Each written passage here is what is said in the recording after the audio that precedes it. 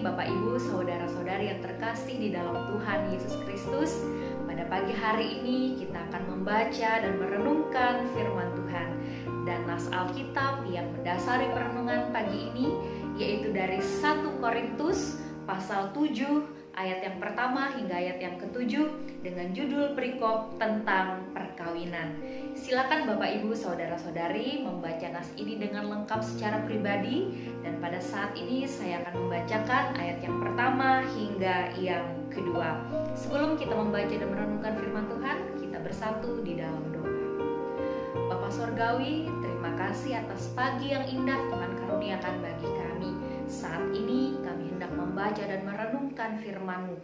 Kiranya kuasa Roh Kudus menolong kami untuk semakin bertumbuh di dalam kebenaran firman-Mu. Amin. 1 Korintus pasal yang ke-7, saya bacakan ayat 1 dan 2 yang berbunyi demikian. Dan sekarang tentang hal-hal yang kamu tuliskan kepadaku adalah baik bagi laki-laki kalau ia tidak kawin, tetapi mengingat bahaya percabulan, baiklah setiap laki-laki mempunyai istrinya sendiri dan setiap perempuan mempunyai suaminya sendiri. Tuhan Yesus bersabda, yang berbahagia ialah mereka yang mendengarkan firman Allah dan yang memeliharanya. Amin. Bapak Ibu saudara-saudara yang terkasih di dalam Tuhan Yesus Kristus, nas kita pada saat ini 1 Korintus 7 ayat 1 sampai ayat yang ke-7.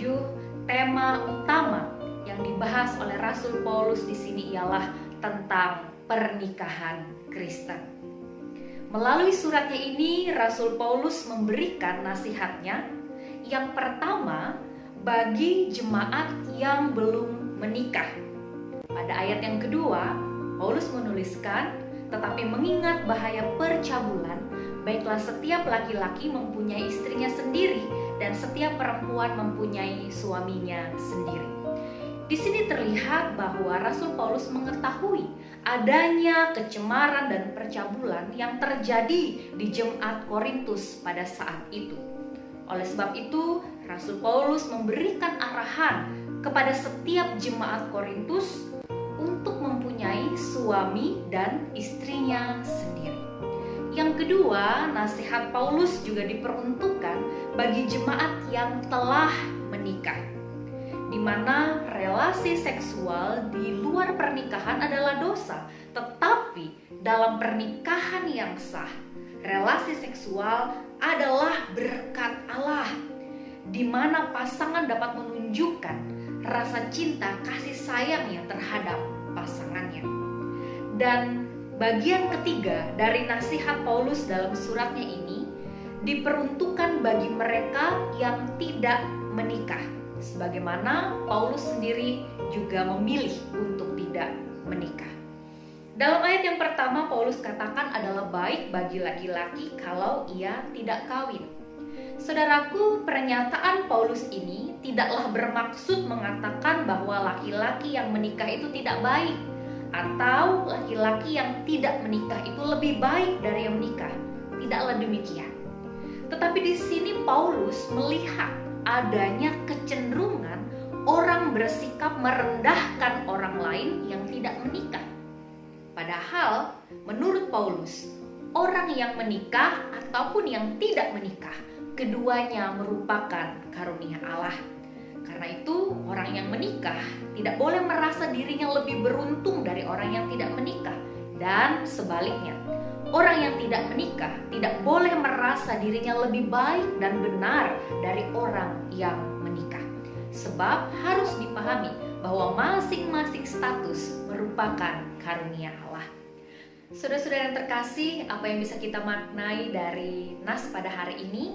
Yang pertama adalah bahwa bahaya percabulan dan seks bebas yang menjadi pergumulan Paulus ketika ia melayani jemaat di Korintus sesungguhnya telah melintasi zaman dan melintasi usia, juga mengancam kehidupan jemaat di masa kini, baik bagi generasi muda juga bagi keharmonisan keluarga atau pasangan Kristen.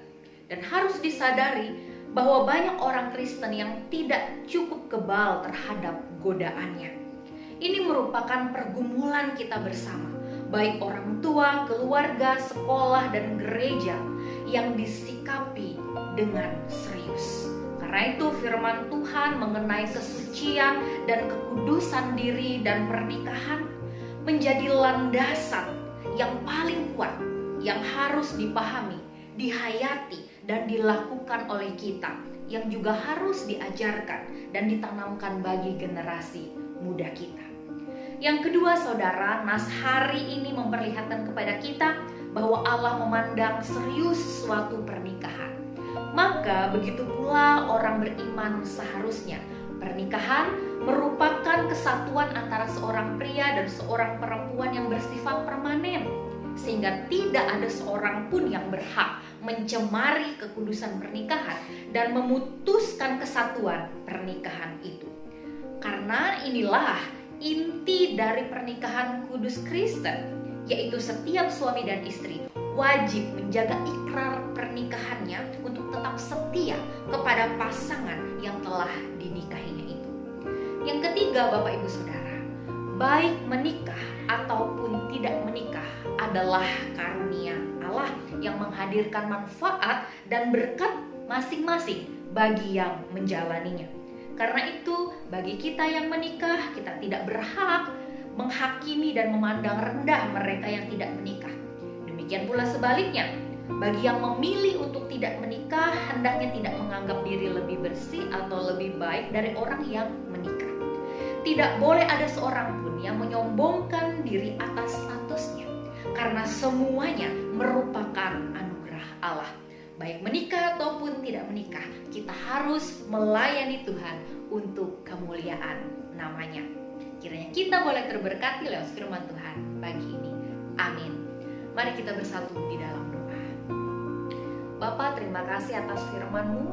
Biarlah kuasa Roh Kudus menolong kami untuk semakin mengerti kehendak-Mu dan hidup seturut dengan firman-Mu. Kami menyerahkan kehidupan kami, aktivitas kami sepanjang hari ini, setiap usaha, pekerjaan, tugas, tanggung jawab, pelayanan, dan harapan serta masa depan kami serahkan hanya ke dalam tangan pengasihan Tuhan kami Yesus Kristus. Kami berdoa dan mengucap syukur.